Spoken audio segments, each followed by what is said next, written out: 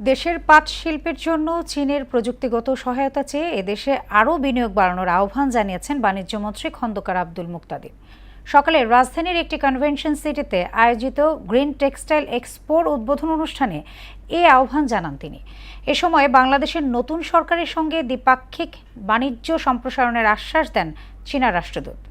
বিস্তারিত বিজন কুমারের রিপোর্টে। বাংলাদেশের পোশাক খাতকে সম্পূর্ণ পরিবেশ বান্ধব হিসেবে গড়ে তোলা এবং ঢাকা বেইজিং বাণিজ্য সম্পর্কের মান উন্নয়নে রাজধানীর বসুন্ধরা কনভেনশন সিটিতে আয়োজন করা হয় 3 দিনের গ্রিন টেক্সটাইল এক্সপো। এতে অংশ নেয় বাংলাদেশ ও চীনের খ্যাতনামা টেক্সটাইল এবং গার্মেন্টস কোম্পানি, বিনিয়োগকারী, প্রযুক্তিবিদ ও ব্যবসায়ী প্রতিনিধিরা। মেলার উদ্বোধন অনুষ্ঠানে রপ্তানি বাণিজ্য সম্প্রসারণের দাবি জানান দেশীয় উদ্যোক্তারা। চায়না এবং বাংলাদেশের মধ্যকার বাণিজ্যিক সম্প্রসারণ করার লক্ষ্যেই এই ফেয়ার। সরকার যদি চায় আমাদের ইন্ডাস্ট্রি বড় করবেন, তখন আমরা হয়তোবা এক্সপোর্ট করতে পারবো। চায়নার উন্নত প্রযুক্তির প্রশংসা করেন বাণিজ্যমন্ত্রী। বাংলাদেশের পাট শিল্পের জন্য চীনের প্রযুক্তিগত সহায়তা চেয়ে এখানে বিনিয়োগ আরও বাড়ানোর আহ্বান জানান তিনি। এ থেকে জেড পর্যন্ত সবকিছুই রোবট পরিচালনা করছে। চীনা বিনিয়োগের মাধ্যমে আজকের এই অবস্থানে পৌঁছেছে। আমাদের পাট শিল্পকে আরও এগিয়ে নিতে চীনের উদ্ভাবনী সহায়তা প্রয়োজন বলে মনে করছি এবং তা প্রত্যাশা করছি। বাণিজ্যমন্ত্রী বলেন, চীনে আমদানির তুলনায় রপ্তানির পরিমাণ খুবই কম। দেশটি থেকে পাওয়া বিনিয়োগের মাধ্যমে রপ্তানি বাণিজ্যের উন্নয়ন সম্ভব।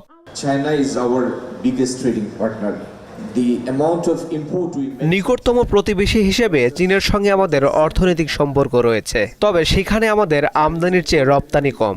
বাংলাদেশে চীনের বিনিয়োগ অনেকটা অর্থবহ হবে। এই বিনিয়োগ চীনা বিনিয়োগকারী ও কোম্পানিগুলোর জন্য যেমন গুরুত্বপূর্ণ হবে, তেমনি বাংলাদেশের জন্য উন্নয়নেও বড় ভূমিকা রাখবে।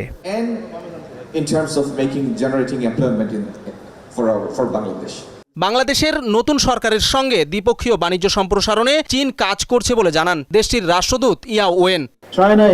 চীন বাংলাদেশের সঙ্গে কাজ করতে প্রস্তুত, যাতে টেক্সটাইল শিল্পে সবুজ রূপান্তর এগিয়ে নেওয়া যায়। তারা জ্বালানি সাশ্রয়ী প্রযুক্তি ও পরিবেশ বান্ধব উপকরণের ব্যবহার ও পরিদর্শনে সহায়তা করতে চায়। পাশাপাশি বৈশ্বিক সরবরাহ ব্যবস্থায় বাংলাদেশের প্রতিযোগিতা সক্ষমতা আরও বাড়াতে চায়।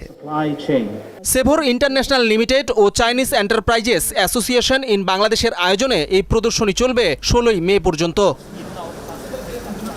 বিজন কুমার, মোহনা সংবাদ, ঢাকা।